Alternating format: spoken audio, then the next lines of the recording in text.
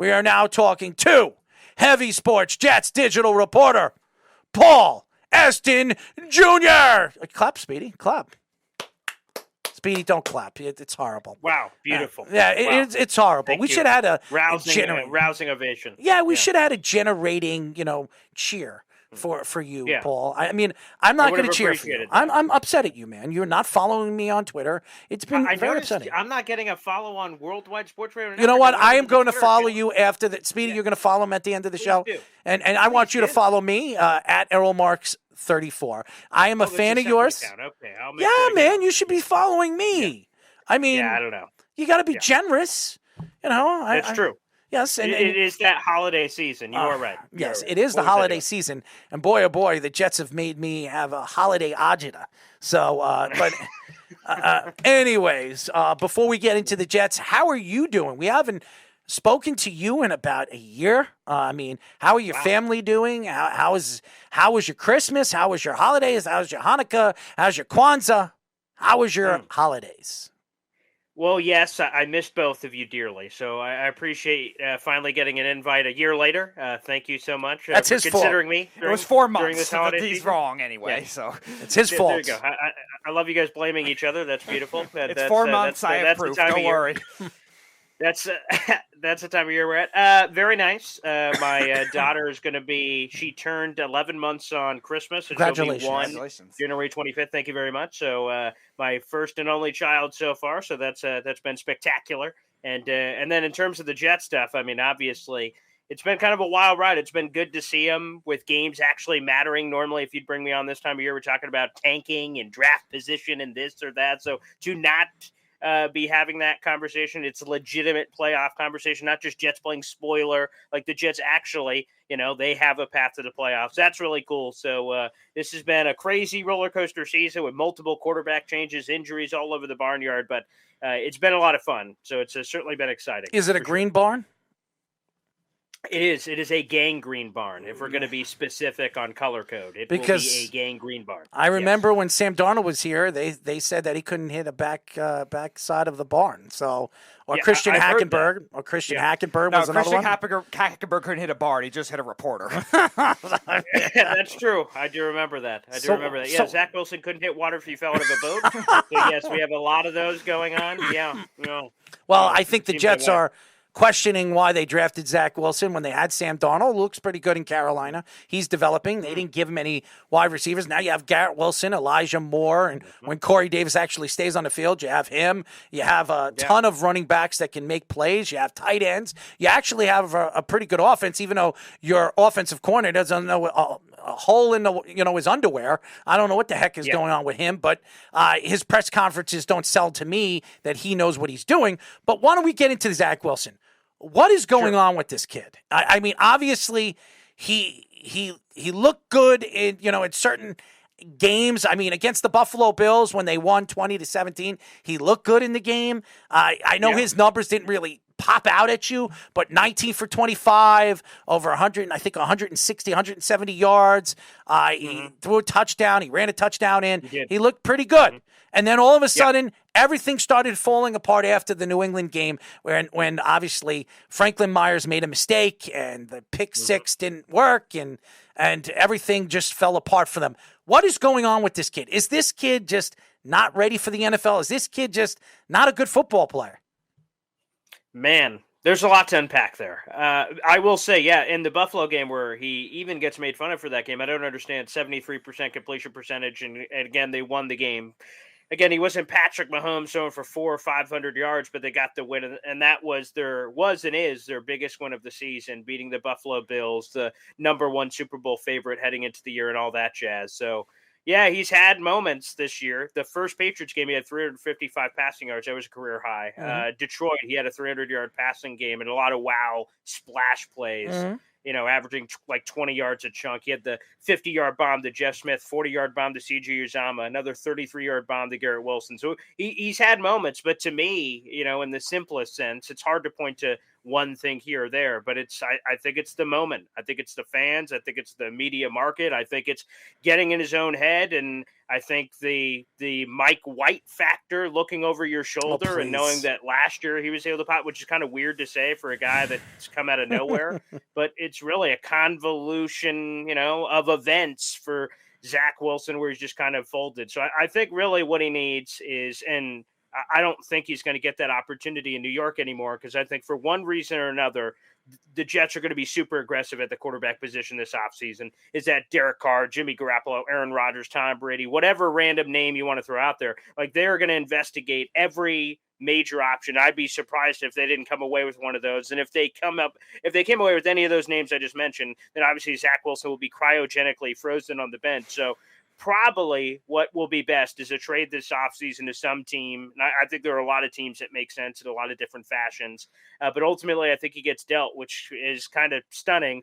You have two quarterbacks back-to-back. Sam Darnold was the 3rd overall pick. Zach Wilson, 2nd overall pick. And we're still talking quarterback questions here in 2022. So it's a bummer. But yeah, I just think Zach Wilson's been rocked by the media. He's been rocked by making mistakes, afraid to make mistakes. And I think he just got into his own head, and now I think he's just so wound up to turn it that way that he can't complete simple passes because it's just, again, information overload. But I think he is a good, let me take that back. I think he's a very talented football player that has had moments, but nowhere near enough to, establish himself as a starting quarterback. So he needs, as the Jets have continued to call it, a complete reset. And I think he will get that opportunity via trade.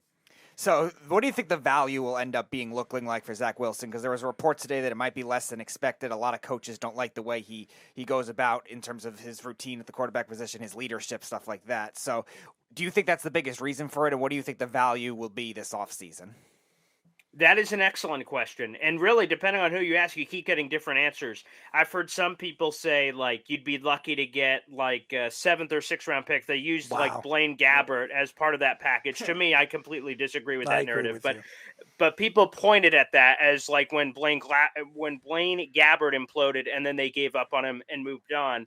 But there have been other examples recently. Josh Rosen, a year after, was traded for a 2nd plus. I think it ended up being a 2 and a 5. There is all kinds of examples that you could point to. To me, I think the thing that will help, and Sam Darnold obviously was just traded for a 2, 4, and a 6. The difference between Sam Darnold and Zach Wilson, and we will see what is more valued. Sam Darnold had 3 years in the books when he was traded for a 2, 4, and a 6. So you can argue that he showed more than Zach Wilson has, but he also had more time. I think what's going to be more attractive, though, is the fact that you're going to have an extra year of rookie control. With Zach Wilson only playing 2 years, having that 3rd and 4th year and then the decision for a 5th year option after that, I think will be highly attractive to a team.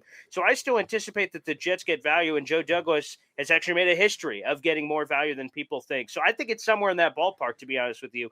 A 2, 4, 5, a 3, 4, 5. I think they get relative, again, they used the number 2 overall pick, so you're not getting that. But relatively speaking, I think they get a fair enough package. And again, since they're going to go in some other direction, Zach Wilson's the only quarterback under contract for next year.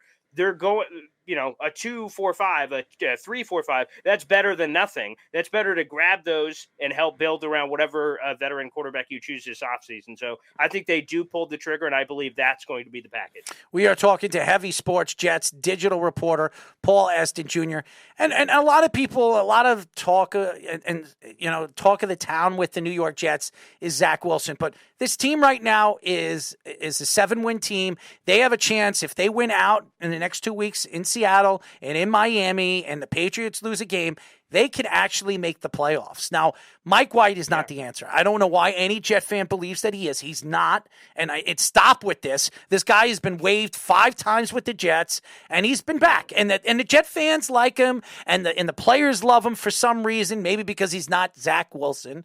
But nevertheless, he is not the answer. He's not going to win the Super Bowl with the New York Jets. He's not Nick Foles. He's not. So stop it. But he is definitely a quarterback that can make every single throw and maybe knock off a Geno Smith and really not a surging Seattle team for some reason. They started off strong and have fallen apart. And then Miami have been absolutely horrendous the last couple of weeks. I mean, the Jets have a chance to knock off 2 teams that are trying to figure things out. So what are your thoughts to the next 2 weeks? where the Jets are at. Is Mike White 100%? Well, obviously he's not, but is he healthy enough to get this team with a couple of W's?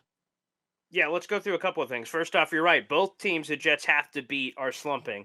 The Seahawks, or we'll go with the Dolphins first. I know they're the last game that they play. The Dolphins have lost 4 in a row. The Seahawks have lost 5 of 6. Both teams are slumping. Now the Jets in their own right are slumping. They've lost 4 in a row and 6 of their last 8. But in terms of competition and who you have to beat, I mean, despite everything that the Jets have blown, the 2 Patriot games, the Vikings game, the Lions game, the Jaguars game, the other Bills game, we could point to a bunch of games that they lost either by 1 score or just kind of blew it, like the Thursday night game where they could have, should have, would have won. And obviously they would have already punched their ticket into the playoffs in that scenario. The good thing is you could kind of throw all that crap out because they control their own destiny within reason. Because if you have to win your 2, and all you need is New England to lose 1 of their 2. I think New England could lose both games. I get 2 has already been ruled out, but Teddy Bridgewater doesn't throw a lot of turnovers. So all of a sudden you reduce that in the offense. I think that's fine. Again, the Dolphins' defense is questionable, but they're sure as hell not beating Buffalo, who has every right to play for the number 1 seed in the AFC, unless Kansas City loses this weekend, which I don't anticipate, to Denver. So the Bills are going to have something to play for, and New England ain't beating them. We saw what happened in that primetime game earlier this year between those two teams. So basically the Jets control their own destiny. So for me, I think the Jets have every opportunity here. And I think while Mike White, apparently a very polarizing topic on the Sports Loudmouth show, is I would simply say this for Mike White. He's clearly the best option for this team. He can clearly move the football. Now, I think, the Jet fans who think he's Jesus, and then the other Jet fans who think he's like the worst thing since sliced bread. I think the truth, as it is in most cases, is somewhere in between. The yardage numbers have been impressive. The touchdown percentages haven't been. So Mike White, and the starting record, if you want to go in that realm, wins, quarterback stat, and all that jazz. But it's about scoring touchdowns. They have not done that in those Mike White starts. The Vikings game, 1 touchdown. The Bills game, 1 touchdown combined in those 2 games. That's not enough to win ball games. So they have to change that. But fortunately, they play 2 really crappy defenses, 2 crappy teams. So everything is in front of the Jets from that perspective. And then to answer the last part of your question, Mike White obviously is not 100%. He has, depending on which person you talk to, multiple fractured ribs / broken ribs on both sides of his body. And the good news is that he was cleared by both his own doctors and the Jets team doctors this week. So it wasn't, hey, he got an outside doctor, they approved him, but the Jets didn't, and it's questionable. The offensive line, of course, has to protect him. They've been playing very poorly, but both doctors cleared him, so he should be good to go. He will wear an extra flak jacket that's part of what he called the quote-unquote arts and crafts that the Jets medical staff is doing to try to put something together to cobble his carcass onto the field this weekend. But he should be good enough to go as long as the Jets continue to protect him from that standpoint.